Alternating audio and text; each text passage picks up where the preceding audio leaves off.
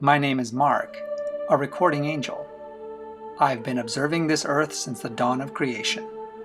The Most High has asked me to share my recordings with you. The following are my records of Earth's earliest patriarchs and prophets, collected in this book, Survivors of the Dark Rebellion, God's Heroes from Adam to David. If today's recording contains situations which might be uncomfortable for younger listeners, I will mark the video with the words Parental Guidance Recommended. Chapter 5, Part 1, Terah. Ishmael jumped up onto an outcropping of rock and shouted, "I am Ishmael, king of the desert, and feared by all other desert kings." Terah bowed low before him. "Hail, king of the desert!" the 10-year-old proclaimed. He looked up just in time to see Ishmael's pet goat charging behind him. "Look out!" he yelled. But his warning was too late, and the future king of the desert fell onto his royal rear. Terah shook with laughter. "Now, Belzer," he scolded, "that's hardly the way to treat the future king of the desert." Ishmael stood, brushing the dust from his cloak. "Belzer is just like Sarah," he complained. "She doesn't think how her actions might cause her problems later when I am the king of this camp." I glanced around, hoping that his voice could not carry across the dry desert air to Sarah's tent not far away. Ishmael continued. "You should just see how she treats my mother.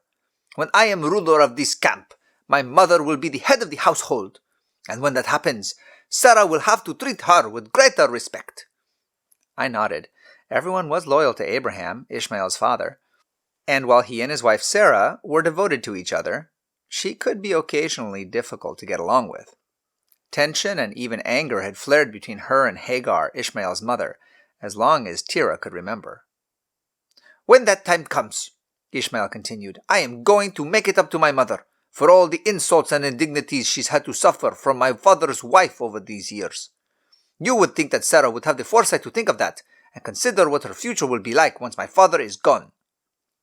The words made Terah squirm. "Anyway, maybe Sarah thinks she'll die first and not have to deal with it," he suggested.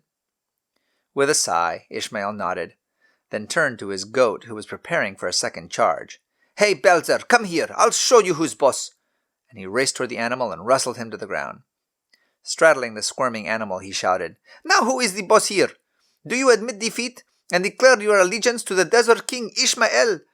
The goat grunted in submission, and the 13-year-old rolled off and let him get up. Suddenly, Terah stopped laughing. "Hey, look," he said. In the distance, 3 travelers shimmered in the hot desert air. "Looks like we're going to have guests," Ishmael said. "We'd better let Father know. They will reach here about mealtime." "Good idea," his friend replied. "That way the women can prepare for 3 extra people." Ishmael laughed. "There's always enough food for 3 extra people. My father provides well for this camp. No one ever goes hungry." Terah nodded.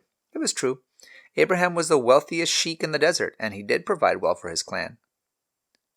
The boys hurried back toward the camp, but Abraham could already see the visitors and left his tent to greet them. They followed him back to his tent. "I wonder if they're dignitaries," Ishmael mused. Terah shrugged. "Who knows?" "Let's go find out." They walked slowly by the back of the tent, close enough so that they could hear what was being said, but they kept moving on so that if anyone saw them, they could insist that they were just passing by. "A son?" they heard Abraham say. "I wish that you could just accept Ishmael as my heir. He could worship you and lead my people." The young man flashed a huge smile at Terah and walked a little taller. "No," said the other voice. "Your heir will come from Sarah. She will bear you a son." Ishmael's face clouded. Then they heard Sarah's bitter laugh on the other side of the curtain. Terah raised his eyebrows. Apparently, they weren't the only ones eavesdropping. "Let's get out of here," he whispered. He and Ishmael ran back to a nearby ravine where they could privately discuss what they had heard. "Who are these strangers?" Terah asked. "Maybe it's the Nameless One," Ishmael whispered. "Abraham's God? Coming to visit him in person?" It's possible. Doesn't he usually speak to Abraham in visions or dreams or a voice in the night? Terah protested. Ishmael nodded. Yes, but he did come in person to my mother. His friend had forgotten that incident. She's told me about it many times. Sarah was so mean to her when she was expecting me. After she had her beaten mercilessly, my mother ran away into the desert. The Nameless One came to her and told her she was going to give birth to a son who would lead a nation that would be great. That's why she came back. No point in dying in the desert when you could be the mother of a desert king, even if she did have to put up with Sarah for a few years. Yeah, I do remember now. So why would the same God who told your mother to return and made that promise to her also be promising Abraham a different heir? Ishmael slumped onto a rock. I don't know. Could he have forgotten his promise? Abraham insisted that the Nameless One never changed, he reminded himself. Never backed out on any promises, so what could be happening? Both boys were stumped. Ishmael sat with shoulders drooping, his chin in his hands. I just don't understand, he said. Terah dug in the dirt with his toe. It didn't make sense to him either. They sat for a while in silence, and then slowly headed back toward camp. By that evening, the visitors had left in the direction of Sodom. They were probably going to see Lot, my cousin, Ishmael guessed. Terah nodded. As far as they knew, Lot and his family were the only other believers in the Nameless One who lived in that direction. Everyone else in Sodom worshipped idols. The city was noted for its immorality. The boy secretly wondered if Lot ever felt sorry he had taken his family there. Rumors kept filtering back about bad behavior among Lot's servants. Maybe the Nameless One is going to go straighten him out, Ishmael suggested. Both boys laughed. A few minutes later, Abraham's chief steward and Terah's grandfather, Eliezer, emerged from one of the tents. Come on, you two. There's work to be done. We're leaving in the morning. Where are we going? Terah asked. Eliezer shrugged. South, Terah, south. Do you know how far south? Ishmael questioned. The servant shook his head. No, we don't, but the Lord is going to be destroying Sodom, and we would like to be as far out of the way as possible when that happens. We are pretty far, Terah said. Well, Abraham wants to be farther away, so we need to pack up and get ready. We'll be leaving long before dawn. Ishmael and Terah had helped move camp many times before and had it down to a science. Although it contained more than 1,000 people, it was very organized, and they knew exactly what to do.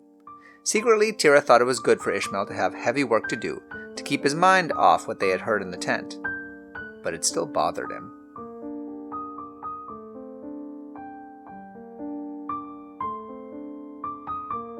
The journey south was long, hot, and dusty. If we have to get this far away, Ishmael said after a long silence, what's going to happen to Lot? So close to where God is going to destroy the city. I don't know, Terah answered. Maybe God told him to go far away too. I'm sure the Nameless One wouldn't just leave him there to perish with it. Ishmael shrugged. I don't know. Lot doesn't always think things through carefully. Remember how he treated Father when we were dividing up grazing rights? Yes, I've heard that he was pretty selfish and foolish. But still, he worships the same God, and we did see the visitors heading his way after they talked to your father. Well, wherever Lot went for shelter, it wasn't this way, because we haven't seen anyone following us. Terah said nothing. Lot's family and servants seemed pretty happy in Sodom. They had settled in and become part of the community. He wondered if it would be difficult to convince them to flee as Abraham's camp had, and residing in a house made it much more difficult than living in portable tents. They had been waiting several hours for Abraham to negotiate permission for them to make camp in the area. Because somebody always owned the good land, one could not just pitch camp or graze anywhere. Finally, Abraham returned and ordered everybody to set up camp. They were between the cities of Kadesh and Sur and needed a large empty space for a clan their size. Abraham had been visiting with the king of the nearest small town, Gerar, and came back in a good mood. It appeared that he and King Abimelech were going to be good friends. A group would spend the rest of the evening pitching their tents and making their camp, while Abraham, Sarah, and Eliezer, Terah's grandfather, attended a feast put on by King Abimelech in their honor. As the mother of his heir, Abraham should really be taking my mother to the feast, Ishmael muttered. Hagar came around the corner of a tent just as he said it, and overheard his mumbling. "Hush, Ishmael," she said. "You may be right, but you shouldn't say it out loud. That will only get me in more trouble." He laughed. "Oh, Mother, the things you have said to Sarah have gotten you into more trouble than anything I have said." She sighed. "Someday it will be different." The discussion bothered Tira. Seeing his reaction, Ishmael teased him. "Don't be so afraid. The only reason what we're saying makes you uncomfortable is that you've been a servant and a son of a servant and a grandson of a servant all your life. So you haven't tried to imagine anything different. But you're named after my grandfather, who was willing to leave his home and try something different. You need to be more adventuresome and be willing to change. As for me, I'm not going to live this way forever. In fact, I don't like living this way now." Tira supposed that was true, but it still seemed disloyal to speak with such anticipation about one's father's death. The boy couldn't imagine losing his own father. It would be terrible. Just the idea of it made a knot grow in his stomach. "Perhaps we servants are different," he thought. "But Hagar has always been a servant and a slave." Shaking his head, he decided that he wouldn't try to figure it out right now. He had work to do.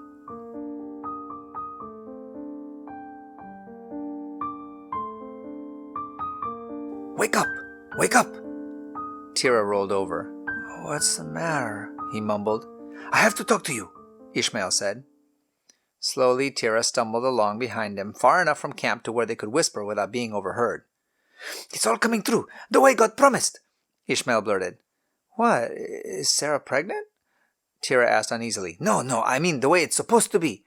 Sarah's gone." "Gone?" "Yes, the other night when they went to that feast with King Abimelech.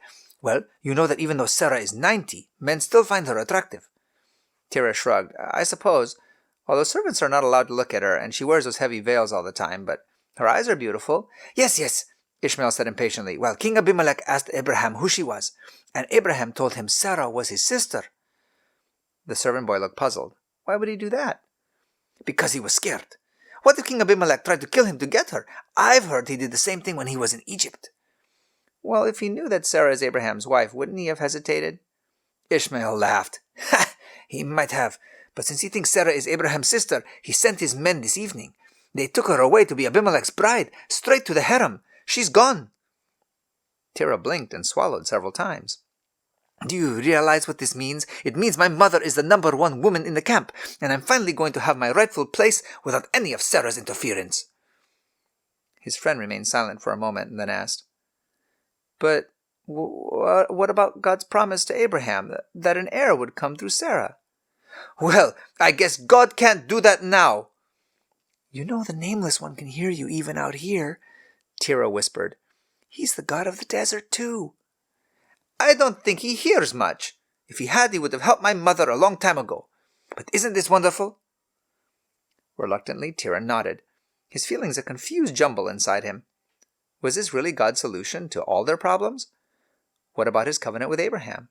And his promise to Sarah? As he lay back down on his pallet to sleep a few minutes later, everything swirled around in his mind. What had just happened didn't fit with the other things he had been taught about the God of Abraham. This wasn't how he worked. What was wrong? Could the God of Abraham be trusted? He dropped into a restless sleep filled with nightmares about the family he served. By the time morning arrived, he was exhausted. This broadcast has come from the book Survivors of the Dark Rebellion by Sally Pierson Dillon, with permission from the Review and Herald Publishing Association.